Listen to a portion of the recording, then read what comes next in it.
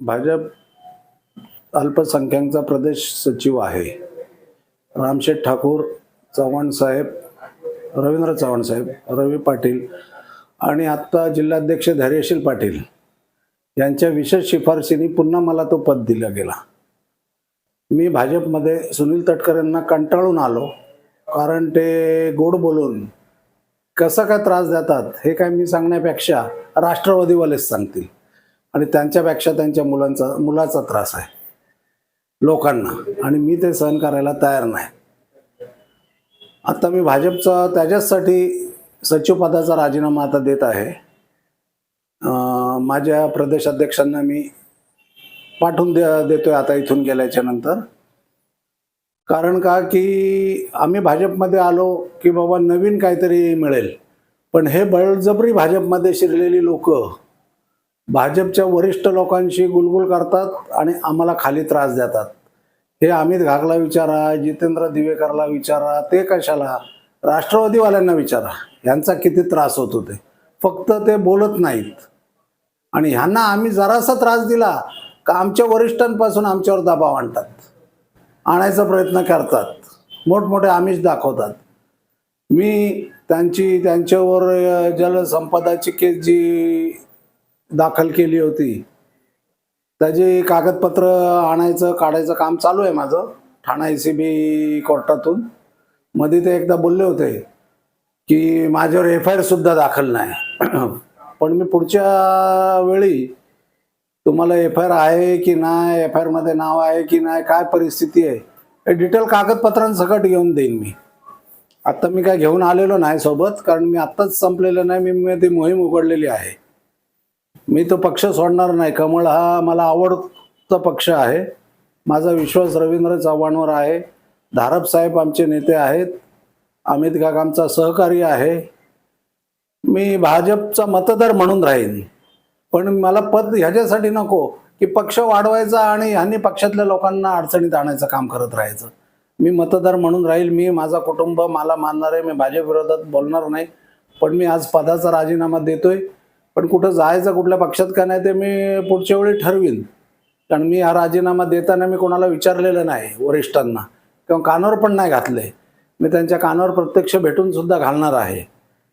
पण हे सुनील तटकरेंना भाजपने जवळ केल्यामुळे त्यांची ताकद डबल झाली, आणि त्यांचं एक कलमी कार्यक्रम आहे बाप बेटायचा की लोकांना त्रास देणे। कसे कसे त्रास देतात हे मी पुरावे सहज दाखवेन, आणि लोक त्यांना घाबरून गप्प बसतात, पण मी काय घाबरून गप्प बसण्यासारखं नाही। मी ती केस परत पुन्हा चालू करण्याच्या मार्गात आहे, पण सरकारी काम तुम्हाला माहिती आहे स्लो चालतो, मला काय काय त्यात अडचणी येतात ते मला माहिती आहे। मी माझ्या ताकदीवर सगळं करतोय। आमचा ग्रुप आहे 4-5 जणांचा, आमच्यात एक वकील आहेत, 2-3 उद्योजक आहेत, आम्ही मिळून हे सगळं करतोय, आणि मी हा विषय तडीला नेणार आहे। ती केसचं काय झालं काय नाही झालं, लोकांना किती त्रास हे लोक देतात, यांना झाला त्रास की हे गडबडतात नाही। आता ते स्वतःच पक्षात आलेत, आता मी काय सांगणार वरिष्ठांना। अख्ख्या तालुक्यात अख्ख्या जिल्ह्यात नाराजी आहे, काही लोक बोलतात काही लोक बोलत नाहीत।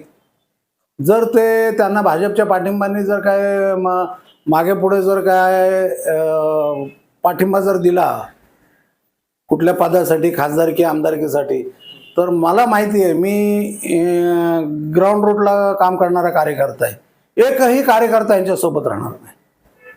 फक्त बळच येणार हे ते नेहमीप्रमाणे त्यांच्या ते उलथापा असतातच। लोकांना आता समजून चुकलेले त्यांच्या लोकांना, आमच्या तर सोडा, तर त्यांना कुणाचाच पाठिंबा नाही। तसं बघाल ना तरी ते काय करतात आम्हाला ना विशेष काय कळत नाही। ते जाम मोठे झालेत, मोठं करण्यात आमचा हात आहे, आमच्या कुटुंबाचा सुद्धा हात आहे त्यांना, पण त्यांना ती जाण नाही राहिलेली। त्यांचा मुलगा तर अजूनच काय वागतो की विचारू नका, मुलगा त्यांचा ऐकत नसेल असं मला वाटतंय बहुतेक, अशी परिस्थिती आहे। राष्ट्रवादी त्यांची संपुष्टात आली तर सर्वात जास्त आम्हाला आनंद होईल मुलामुळे, म्हणून मी कशाला आता बोलून त्यांना हुशार करू। जे चाललंय ते राष्ट्रवादीवाले असो किंवा लोक इतर, राष्ट्रवादीबद्दल मला काय बोलायचं नाही, ते सगळे आपले मित्र आहेत त्यांच्या पक्षातली लोक, पण ते काय चाललंय ते बरं आहे ना। का कारण नसताना आम्हाला त्रास देतो, माझ्यासारख्या बऱ्याच लोकांना देतो तो त्रास, पण आता मी त्यात काय करणार, माझं काय, मी कायदेशीर जे काय आहे तेच करत राहणार आहे।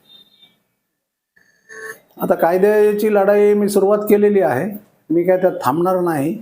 त्यांनी काही आमच्या लोकांना सुद्धा मध्यस्थी टाकायचा प्रयत्न केला होता. मग त्यापेक्षा पदाधिकारी आपण नसलो, मतदार असलो तर मी मतदार आहे, त्यामुळे मला कोण काय बोलू शकत नाही. पदाधिकाऱ्याला एखाद्याने बोलला मोठा माणूस तर मग कधी कधी ऐकावं लागतं, तर तो कवचच ठेवायचा नाही आपल्याला. मी मतदार राहणार आहे, मी भाजपचा चाहता आहे. कमळ ही निशाणी ठरवलेली आहे मी, आणि आयुष्यभर ते राहायचं मी ठरवलेलं आहे. नाही, काही नाही, काहीच नाही. आहे ते बरोबर आहे. हा काय पक्ष काय वाईट नाही, हा मुस्लिमांसाठी अतिशय चांगला पक्ष आहे. मुस्लिम समाजासाठी जर चांगला पक्ष असेल तर हा भाजपच आहे. पण मला तर पद नको. सुनील तटकरेंमुळे मी पदाचा राजीनामा देतो. हे लोक त्याच्या जवळ आहेत, किंवा तो काही दिवसानंतर भाजपवाल्यांना पण त्रासदायक ठरणार आहे, आणि ठरायला सुरुवातच झालेली. आम्ही निवडून देणार आहोत, काही जरी झालं तरी धैर्यशील दादाला. त्यांचं काम आम्ही करणार. धैर्यशील दादांमुळे किंवा रवी शेठमुळे, राम शेठमुळे, चव्हाण साहेबांमुळे मला इतका मोठा पद, माझ्यासारखं छोटा, हे पद सुद्धा आम्हा लोकांना देण्याला काय काय धंदे करायचे ते आम्हाला सगळं कळतं. आम्ही त्यांना डेव्हलप करण्यासाठी चिकार केले. पण आता मोठे झाल्यावर हे स्वतःला आमच्यापेक्षा हुशार आहेतच ते, पण तितकी हुशारी आमच्यात नाही. पण ते त्रास द्यायला लागलं आम्हाला. त्यामुळे मी ते जाहीर करतोय की मी राजीनामा दिलेला आहे पदाचा. दे धडक बेधडक वृत्त देणाऱ्या आपल्या शिवसत्ता टाइम्स न्यूज चॅनलला लाल बटन दाबून सबस्क्राईब करा आणि बेल आयकॉनला क्लिक करायला विसरू नका.